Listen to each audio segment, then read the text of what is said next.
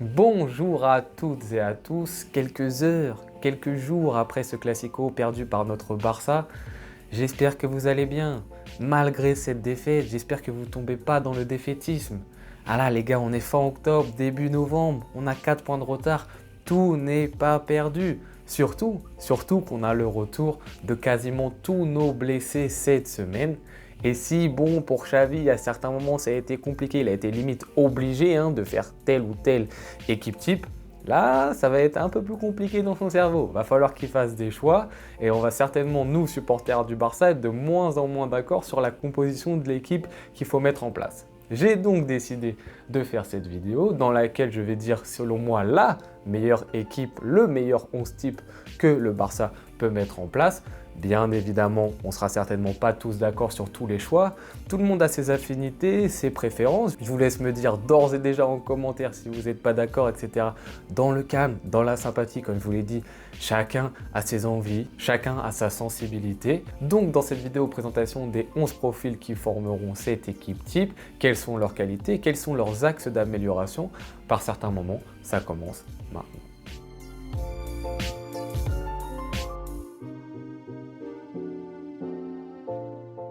Commençons bien évidemment par le gardien, Ter Stegen qui en ce moment est catastrophique. Non, pas du tout les gars.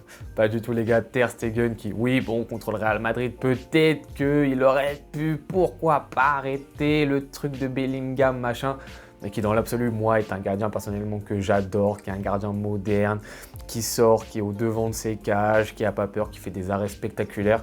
Voilà, Ter Stegen, c'est peut-être le point le plus facile à mettre dans le 11 type, il n'y a pas de débat, etc. Même par rapport au gardien remplaçant, c'est Ter Stegen, c'est sûr. On enchaîne avec ce qui se passe sur la droite de notre défense, Monsieur Cancelo. Alors Monsieur Cancelo, il a la chance, il n'a pas trop de joueurs sur ses côtes qui sont là pour le bouger. Mais c'est peut-être une chance pour lui qui est malheureusement une malchance pour le Barça. Parce que des fois, on se retrouve face à un Cancelo qui est un petit peu nonchalant. Voilà, c'est un joueur qui est d'une grande qualité, on le sait. Moi, j'étais très content qu'il vienne au FC Barcelone, qui a de l'expérience, qui a joué dans des grands clubs, qui est fort. Ça nous fait plaisir d'avoir un arrière-droit de ce niveau-là. Ça fait tellement d'années au Barça qu'on l'attendait. Mais à certains petits moments, j'ai l'impression qu'il est déconnecté. Il se déconnecte du jeu, il joue presque juste pour lui en fait. Il se facilite la tâche, mais personnellement, et des fois ça nous met un peu en difficulté.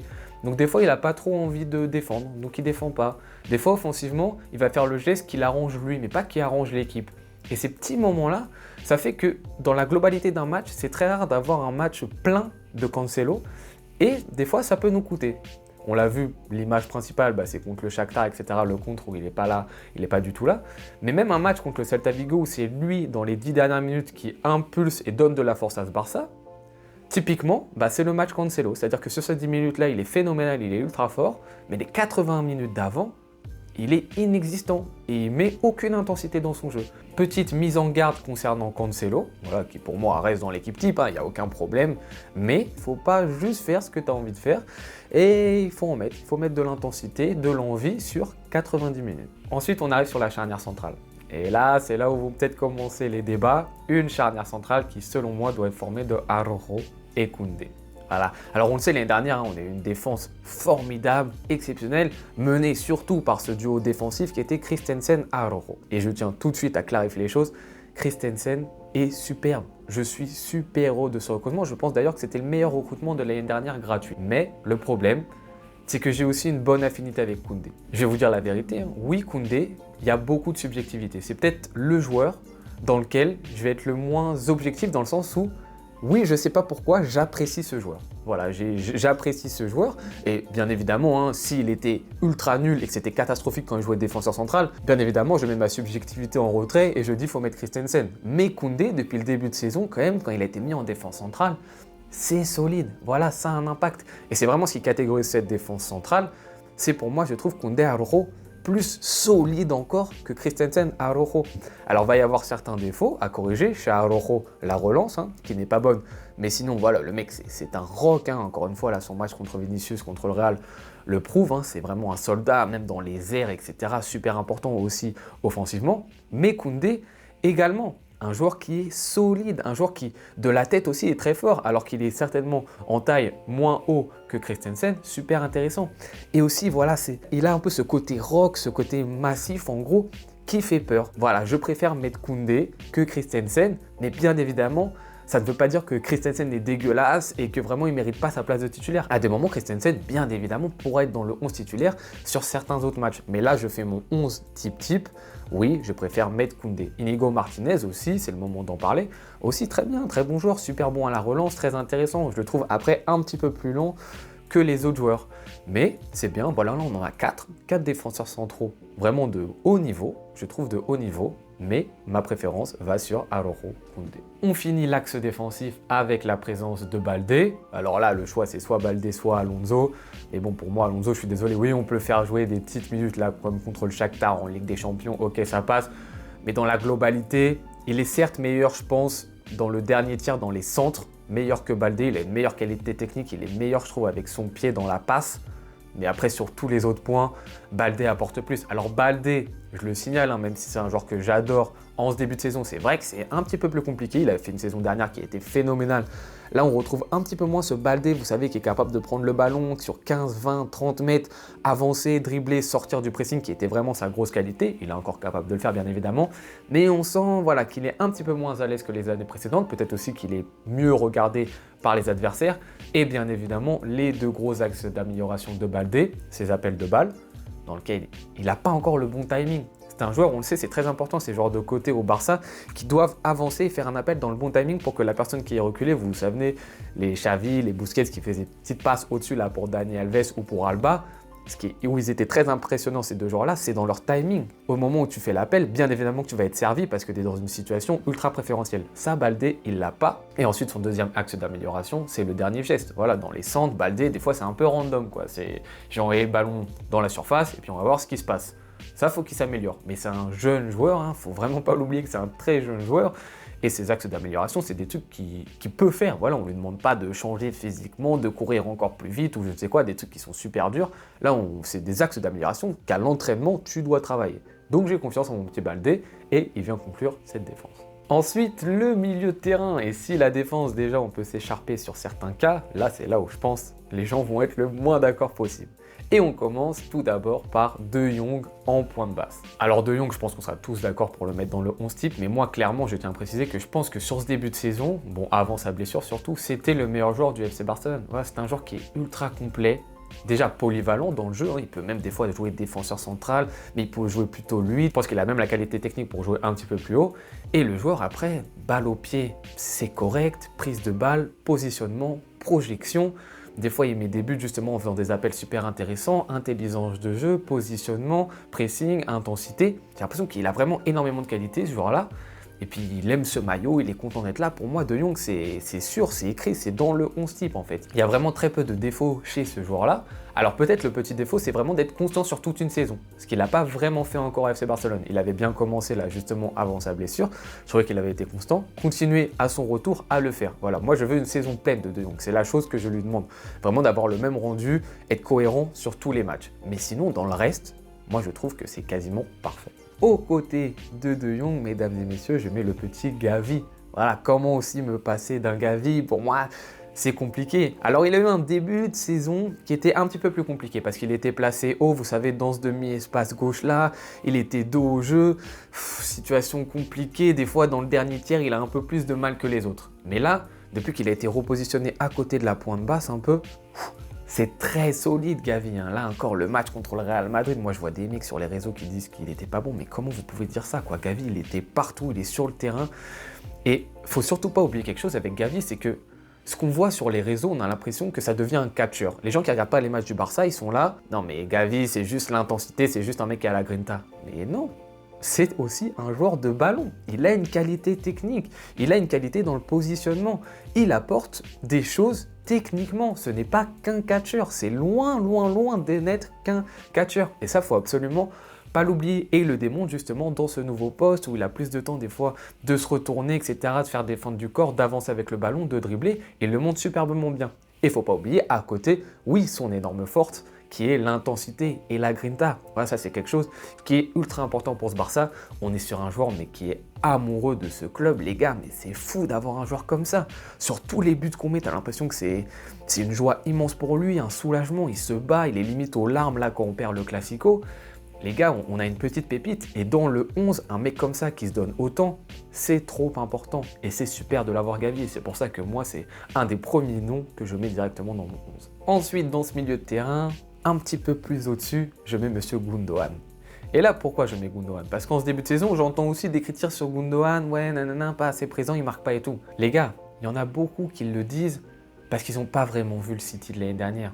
Gundogan, oui, on l'a vu sur certaines highlights, dans certains buts, il a marqué pour City. Il est présent souvent dans des buts importants avec Manchester. Mais c'est pas un buteur. C'est pas un buteur. Commencez pas à attendre de Gundogan qui marque son 15 buts par saison. C'est pas ça, Gundogan. Gundogan, ça reste un milieu de terrain. Et je suis désolé. Oui, pour l'instant, ok, dans le dernier geste, on l'a pas encore énormément vu au Barça, même si là, on l'a vu sur le Classico, c'est lui qui marque le but. Mais c'est pas du tout ça qu'on lui demande. Et il reste un joueur dans les grands matchs qu'a eu à faire le Barça depuis ce début de saison, un joueur qui se différencie des autres, dans la manière dont il va gérer le tempo, dans la manière dont il est mature sur le terrain. On voit que c'est un joueur qui a de la bouteille, qui a de l'expérience, qui a déjà gagné. Il arrive des fois, il calme, il dit à tout le monde, ok, calmez le tempo, ok, accélérez le tempo. Même dans ses prises de balles, il est juste, il va jamais s'affoler, il va se sortir de situation. Ça reste un joueur qui a une grande qualité technique. Et en plus de ça, qui a une intelligence de jeu, voilà, une intelligence, une maturité sur le terrain. Et son discours qu'il a eu justement après le Real Madrid en disant, les gars, moi je suis rentré dans le vestiaire, je m'attendais à ce que tout le monde soit mécontent, écrit, et finalement je vois des joueurs qui sont pas si mécontents de leur prestation, etc. Moi je suis pas venu ici pour être content après une défaite, surtout une défaite contre le Real. Ça montre tout. Et apparemment d'ailleurs les joueurs du Barça ont été surpris par ça. Et c'est bien pour cette formation qui est jeune d'avoir un mec qui insuffle cette envie de gagner. Voilà, ne pas se contenter d'un tel résultat ou pas. Nous, en tant que supporters, on peut arriver et dire « Ok, on est fiers de nos joueurs, de ce qu'on a fait », mais quand tu es un joueur, tu peux pas glorifier, entre guillemets, une défaite. Donc c'est très important. Alors après, en plus, je le mets un petit peu plus haut parce que je trouve que quand il est un tout petit peu plus bas, même dans son contre-pressing, il va être moins intéressant. C'est un joueur qui n'est pas très rapide. Donc si je le mets un tout petit peu plus haut, ça lui permet d'être encore plus proche du ballon qu'on doit récupérer justement lors d'un contre-pressing. C'est un peu pour ça que je ne le mets pas aussi bas. Et je pense aussi que dans le dernier tiers, il peut justement des fois avoir cette dernière passe, ce dernier geste. Là-dessus, il doit un tout petit peu s'améliorer. Mais Gundogan, pour moi, c'est dans le 11 type. Et enfin, le dernier joueur de ce milieu de terrain, mesdames et messieurs, Monsieur Pedri. Et là, les gars, je vois trop de gens qui oublient. Ah là là, je vois trop de gens qui oublient. Alors oui, Gavi, excellente performance, extraordinaire, je suis trop content. Fermin, je suis trop content, excellente performance. Mais quand je vois des gens faire « Fermin, ça passe au-dessus de Pedri, etc. », c'est acté. Non, les gars, vous tombez dans la politique de l'instantané. Vous êtes pris par ça, mais vous oubliez que Pedri, à un moment au Barça, c'était lui, notre seul rayon de soleil. C'était lui qui illuminait le jeu sur le terrain. C'est un des joueurs dans ce football robotisé, de plus en plus avec des mecs dont on cherche juste l'intensité, que les mecs qui fassent du 13-14 km. C'est un des seuls mecs encore aujourd'hui, même dans le football européen, pour lesquels tu vas au stade, qui te font lever, qui te sortent des gestes, machin, que tu vois plus, une esthétique qui se perd de plus en plus dans le football. Et ben lui, il te l'apporte en plus d'une intensité sur le terrain, parce que c'est un mec aussi qui parcourt beaucoup de kilomètres. Donc oui, on l'a cramé, c'était notre erreur. J'espère, j'ose espérer que les blessures, c'est un peu derrière lui. Alors malheureusement, il a fait une préparation physique de malade mental cet été, il se casse juste après. Mais là, j'espère que son retour, c'est pour de bon, qu'on va bien l'utiliser. Ne le recramons pas, faisons attention. Mais ça reste un joueur qui, dans le dernier tiers, arrive à trouver des solutions dans les petits espaces, des dribbles, etc. Oui, à la conclusion, il doit s'améliorer. Voilà, ça c'est un point. Même frapper de plus loin, etc. Tenter, on en parle depuis le début avec Pedri, c'est un peu ça, son mini défaut. Mais il a envie. Oui, il se projette, il est bon techniquement, il est fin, il est élégant. Voilà, c'est un joueur en plus qui aime également ce club.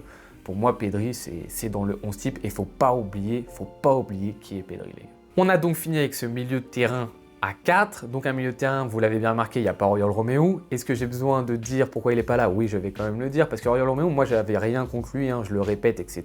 Dans la vidéo de présentation, j'essaye de montrer justement quels sont ses points positifs, machin. Mais là, sur ces derniers matchs, on est obligé de dire que c'est quand même compliqué. Alors peut-être dans des petits matchs de Liga à la maison, quand vraiment il aura le temps de contrôler la balle, d'attendre 1, 2, 3, 4 minutes que personne vienne l'agresser, là, ok, on pourra le faire jouer.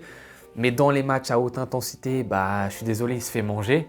Voilà, il se fait manger un peu à l'instar d'un Busquets sur la fin de sa carrière où il est dépassé par ce football agressif, ce football d'intensité. Oriol Romeu, là on l'a encore vu contre le Real, le mec il touche le ballon, il se fait presser par deux mecs et c'est ciao, c'est fini. Même dans les courses, les replis, c'est compliqué. Alors ça reste un joueur qui est intelligent, qui est pourquoi pas assez à l'aise techniquement, qui a une intelligence de jeu. Mais dans le football moderne, bah ça passe plus trop. Donc contre les petites équipes, peut-être, pourquoi pas le voir, mais sinon non. Ensuite, tu as l'un des cas peut-être qui va faire le plus parler, c'est l'absence de Joao Félix. Mais Joao Félix, moi je le dis depuis le début, oui, il a eu 2-3 premiers matchs excellents, il marque ses buts, etc. Il fait rayonner le Barça, machin. Mais c'est ce type de joueur immensément, je le répète, immensément talentueux, très forts, qui ont un énorme potentiel, mais nonchalants. Et cette nonchalance qui leur empêche d'être décisifs. Voilà, dans la case, on l'a dit, des Havertz, etc. C'est des joueurs, ils sont capables de faire des beaux gestes par-ci par-là. Et en témoigne son petit pont justement contre le Real, contre Rudiger, où tu as une partie des gens qui s'enflamment sur un petit pont, et tu as une autre partie des gens, dont je fais partie, qui sont là en mode, mais ce petit pont, il a amené quoi en fait? En fait, si un petit pont, tu arrives à le réaliser, derrière tu vas faire un centre intéressant, derrière tu vas faire progresser ton équipe va remonter parce que tu as obtenu une touche ou un truc comme ça. Ok, là c'est intéressant. Mais si tu fais juste un petit pont et que derrière il se passe rien, ton petit pont il sert à rien. Mais le problème de Joao Félix, c'est qu'il a une sorte de nonchalance, il a une sorte de non-présence physique, athlétique et d'intensité qui souvent ne lui permet pas de concrétiser son beau geste technique en fait. Et sinon, des fois, il va s'entêter à en faire, à vouloir faire le beau geste, etc. Mais sauf que le beau geste, souvent, c'est pas décisif. Et on en parle souvent dans ce Barça, on n'est pas assez décisif. Et lui, il correspond à ça. Alors après, Joao Félix pourra jouer, hein, bien évidemment. Encore une fois, je le répète, c'est un 11 type, mais c'est pas un 11 qui devra tout le temps, tous les matchs être comme ça. Pour faire souffler un Gavi, pour faire souffler un Gundogan, pour faire souffler un Pedri. Bien sûr, tu mets du Joao Félix, tu le fais rentrer un match, même tu peux le mettre titulaire dans d'autres matchs. Mais dans un 11 type, la meilleure équipe du Barça, je suis désolé, moi je ne mets pas Joao Félix. Enfin, dernier cas un peu de ce milieu de terrain remplaçant, c'est Fermin. Alors Fermin, c'est très compliqué parce que sur les matchs qu'il a fait, sur la présence qu'il a eue, moi honnêtement, je vous le dis le plus honnêtement possible, j'ai rien à lui reprocher. Voilà. Le mec, dans la prise de balle, excellent, toujours orienté vers le but, toujours à justement foncer vers le but dans la projection, super intéressant. En plus de ça, comme à l'instar de Gavi, mouille le maillot, donne tout pour ce club, etc. La mini chose que je peux lui reprocher, c'est son carton jaune là contre le Real, où dès les premières minutes, il s'en prend un, et donc ça fait en sorte qu'après, on sait très bien dans les gros matchs, dès que tu te prends un jaune rapidement, t'es un peu moins dedans, tout ça. Mais hormis ça, pour moi, il n'y a aucun défaut. Mais après, si tu compares par rapport aux autres, bien évidemment, pour moi, il est un tout petit peu en dessous de la hiérarchie parce que les autres, ils ont montré un petit peu plus de constance quand même avec le Barça sur le terrain. La grande question avec Fermin, c'est est-ce qu'il est capable de reproduire ce qu'il a fait justement contre le Shakhtar, contre le Real, etc. Mais sur une longue durée. C'est vraiment ça la question. Mais hormis ça, voilà, j'ai rien d'autre à dire. Et si tu fais rentrer un Fermin, les gars, imaginez à la 60e minute pour remplacer un Pedri, rendez-vous compte, c'est exceptionnel. Le mec, il arrive sur les 30 dernières minutes, l'énergie qu'il te met à droite, à gauche. C'est super d'avoir un joueur comme ça qu'on peut faire jouer remplaçant, titulaire sur certains matchs, je le répète, pourquoi pas. Mais voilà, dans la hiérarchie, un tout petit peu en dessous. On en vient maintenant à ce qui va se passer offensivement. Je commence par ce qui se passe sur le côté droit et je prends Lamine Yamal. Voilà, donc là, le gros débat, c'est par rapport à Rafinha, etc. Pour moi, Lamine Yamal, il a une meilleure capacité de dribbler son adversaire. Et selon moi, et ça c'est mon avis, vous pouvez ne pas être d'accord avec moi, l'objectif vraiment de ce poste-là, surtout d'autant plus au Barça où un côté gauche va être un petit peu plus délaissé et tu n'auras vraiment que Baldé qui y travaillera, c'est quand même que cet ailier droit, il soit un joueur incisif, un joueur fort, un joueur qui ait du caractère balle au pied. Un joueur qui ne soit pas yaourt nature et qui soit là, ok, il contrôle la balle, passe en retrait, contrôle la balle, passe en retrait. Je veux un joueur qui tente. Alors bien évidemment qu'il ratera, mais ce genre de joueur, d'ailier vif, qui doivent dribbler, etc. Il faut qu'il fasse des erreurs, il faut qu'il en fasse et il en fera. Des fois, il n'arrivera pas à dribbler, machin. Mais son but, c'est que ça reste un danger. Et quand Lamine Yamal a le ballon, tu as un adversaire, tu te dis ça va être peut-être compliqué, je vais peut-être me faire avoir. Donc, tu as un petit peu peur et tu recules. En plus de ça, je trouve qu'il a une bonne qualité de dernier geste. Je trouve qu'il a une bonne qualité de centre, ce qu'a aussi Rafinha. Peut-être même Rafinha a une meilleure qualité de finition, même dans sa frappe et tout. Rafinha, quand ça envoie, c'est du solide. Lamine Yamal, peut-être dans ses tirs, des fois, il devrait un petit peu plus s'améliorer. Mais je préfère Lamine Yamal. En plus, après, ça, c'est une question aussi subjective. C'est un enfant du club et tout.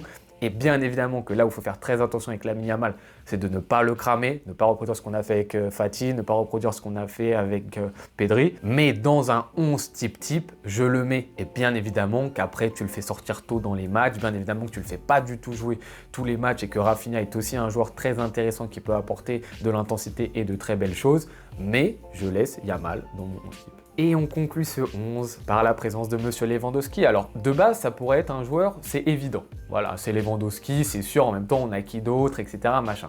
Figurez-vous que finalement, c'est peut-être pas si évident que ça. Parce que si au début de saison, on avait un Lewandowski qui était sûr d'être là dans le 11 type et un Ferran Torres qui était là, Bah, j'ai envie de vous dire, là, aujourd'hui, c'est plus comme ça, quoi. Ça s'est vraiment rapproché parce que Lewandowski, ok, il fait un très bon début de saison.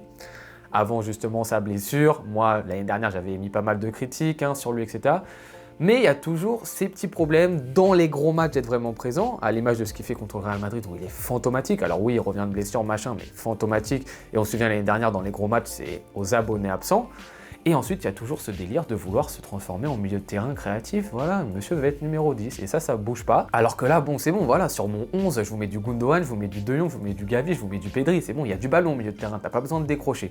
Reste dans ta surface, frérot, et plante tes buts. Et quand il a été dans ces situations-là, je trouve au Barça, en ce début de saison, c'est là surtout où il a marqué, où il a été intéressant. Mets des tapines s'il faut mettre des tapines, fais reculer la défense adverse par ton poids, par ton envergure, mais reste à ton poste, arrête de te muer en je ne sais quoi, parce que tu n'es pas en plus je ne sais quoi, parce que encore si tu étais aussi bon qu'un Benzema l'était dans ce rôle de faux neuf, parce que Benzema avait une énorme qualité, ok, mais je suis désolé Lewandowski, tu l'as pas, t'es pas aussi fort qu'un Benzema dans cette phase de jeu là.